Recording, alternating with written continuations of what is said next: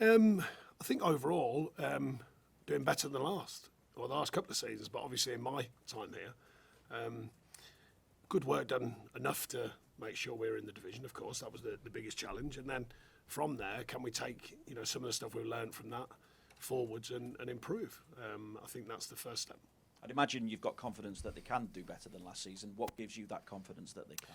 Yeah, certainly I've got confidence. I think having a pre-season with the players, we've had a few, for different reasons, came in late and stuff because of internationals and a couple of injuries, but generally having a pre-season with them and rubbing off hopefully more with what we expect from them. And some of the things that I think are important. So, the truth is when the whistle blows, but so far I think during pre-season it's been a pretty solid pre-season. There's been some good performances and a good energy and belief in what we're doing. So we want that to obviously go into the first game and beyond. You have spoken about difficulties in the transfer market. I wonder how many more bodies do you feel you need to get in before that window shuts? Well, there are challenges. That's been apparent. We've been linked with many. That's always the case. No, I think it's not really an exact number, but I think I spoke last year, and I think everyone knew it, certainly Evertonians. There was a big imbalance in the squad. Too many players in certain positions, so we're having to, and we've somewhat done that, we're having to rebalance. So therefore we need to find that balance, so the players that can fill in the slots, if you like, but obviously have a quality that we think is appropriate, and finding that right mixture. We have got some experience here. Can we find the next young players as well to add into that experience and build the squad in a different way than it has been in the past? Obviously, I'll have to throw names at you. Wilfred Gnonto was left out of the lead squad last night. I know it's easy for us to put two and two together, but what indication is that there is a deal to be done there? Because we hear that Everton have had approaches not backed by Leeds. Well, as you know, I don't tend to speak about other players. He's a good player. There's lots out there. The one I will speak about is Youssef. He's nearly at a situation for me to be clear on. It's very close now, so that's why I'm happy to speak about that one. So hopefully that'll get done, and that's a young player, of course, who can, like I say, add a different layer and a different dimension to rebuilding or adding to the squad. So yeah, there's a number of players out there. I've said all along we're working hard, which we are doing. So let's see what we can open up. Has Youssef got some of the qualities that Dominic has in terms of hold of play and being able to? Yeah, I mean he's young. For starters, he's young. We're not putting any kind of pressure on him at all at this stage. He's very young in his career, on the pitch and off the pitch, in his natural professional understanding. But we think he's got the raw talent and ingredients to be a good player. So that's why we've got him here. And are you able to tell us any more about Hugo Ekitike? Because we hear that there's been at least contact with PSG. No, not to my knowledge. Is that no contact? Or? No, there's not to my knowledge about him. Okay. Damari Gray, in terms of potential outgoings, I mean, what potential is there that he could go to Fulham? The players that are here are still here. That's the truth of it. The links with people like whether it's him or the ones I keep reading about him, Mason, Andre Gomez, people like that, they're still here. They're still absolutely part of the club. And then if that changes, you'll be the last to know. Standard. Absolutely. What do you expect from Fulham then? Obviously, first game of the season. Marco has also had his own fair share of problems trying to build on what they managed to do last season, of course. Yeah, I mean, we all know it's a very strong season from last season. Did very well. And like I said, the challenge of football, it's not just ours. Every club has its own different sort of challenges. Ours have probably been more obvious to all and more reported on. But no, I'd expect, well, after viewing them last season, obviously at the end of pre-season, you're never quite sure. Equally, they won't be sure about us either. We'll wait and see, but they had a very strong season last season. They've still got some very good players. So, yeah, we have to be ready for every challenge, and we've learnt that. That is something the club's learnt over the last couple of seasons. There's absolutely no gimmies in the Premier League. It's something I've been preaching for many, many years. So you have to be ready for everyone, whether it's the first game or the last game, you have to be ready. A couple of things around the team. Is it confirmed that James Tarkowski is vice-captain now? And if it is, how difficult was it to tell Jordan Pickford? Yeah, it's one of them, to be honest, there's a reason I spoke to Jordan and I spoke to Seamus. So to be clear, Seamus is club captain and team captain, as long as he's fit and he's well and he's playing, of course, and he's picked. I just wanted an on-pitch, as in literally on the pitch, from a keeper's point of view. And I've had, I remember Tom was captain for a while in the absence of Ben Mee and things like that. But generally speaking, I've always liked an on-field captain in the sense of, higher up the pitch, can affect more. Jordan's his own kind of captain anyway. He's a very, very experienced player. And he was absolutely understanding of the situation. It's a very simple thing. But like I say, nothing's changed with Seamus. So if Seamus is fit and well, when he does get fit and well and he's playing, then he's captain. Tarky fit for the weekend. Also, what chance that Dominic can have any involvement? we were more being cautious over the last couple of games, as you can imagine, because the squad is still a bit skinny. I mean, we've got a couple in and loans and stuff, a couple of injuries still that are going to take a bit of time. So yeah, it's more managing the players. But no, he's fine. DCL, yeah. Yeah, but he just needs game. He needs game time, Dom, because unfortunately the games have just run out in pre-season for him. If it could have been a couple of weeks earlier, we could have got more game time in. But he's fit and well as regards generally. We're just finishing off the games programme, and as long as he comes through that, then he'll certainly be. We'll be looking forward to having him back. Can he possibly be on the bench against Fulham? We'll have to make a call on that. I've spoken to him about it anyway, and how he's feeling and stuff like that. So we'll make a call on that. And just Dwight and Seamus, any update on when they might be available again, and Dele as well? Yeah, Dwight.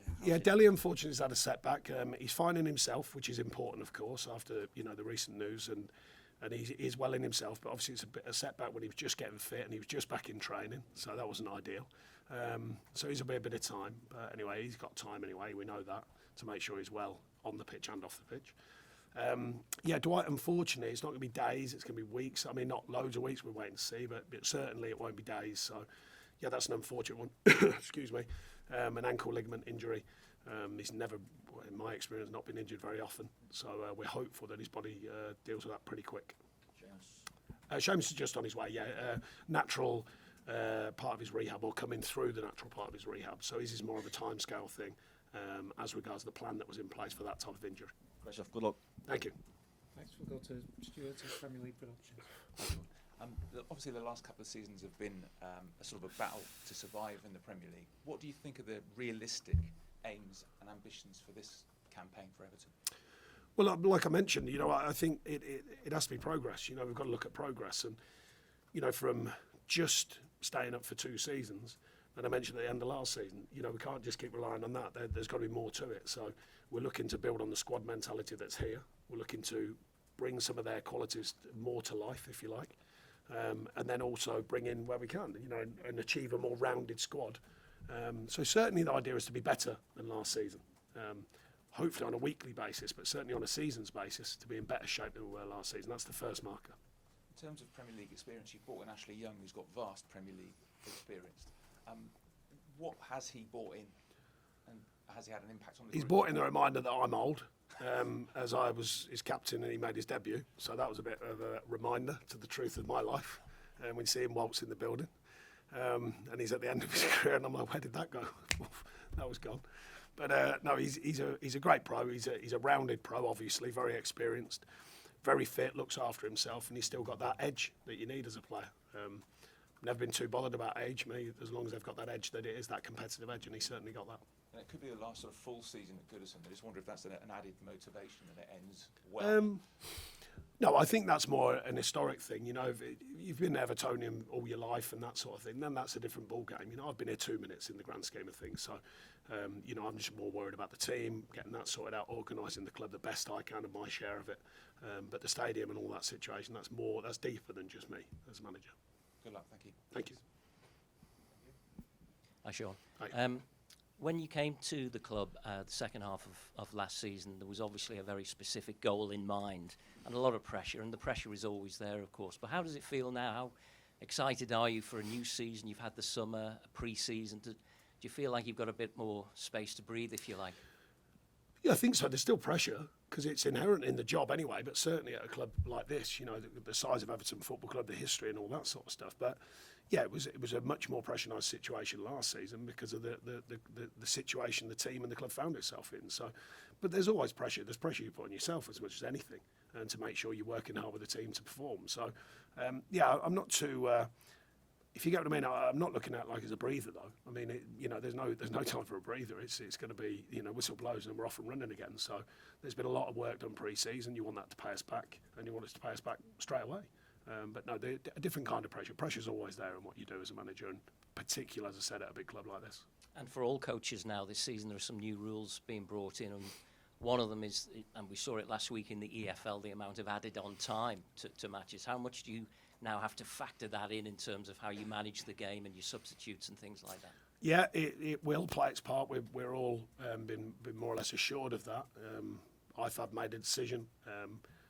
I don't know, who gets consulted on that, but we certainly weren't. So the decision's made. That's it. So we all go along with it and prepping for it, mental preparation as well for the players. In an era when you talk about health and safety and players playing too much football, it's a bit of an odd one, I think. But that's the way it is. So we get on with it. They're the rules, and we play too. And how encouraged have you been by what you've seen from Jared Branthwaite, who's now obviously back at the club? Is he going to have a big part to play this season? We'll see. I mean, he had a good season last season. We know that. He's unfortunately missed about 2 weeks, 10 days, 2 weeks in pre-season. We're nothing too desperate. So I mean, he's okay now. But yeah, we've liked what he's offered since he's been back at the club. Thanks, Ian. We'll go to Carl at the Press Association. Hi, Sean.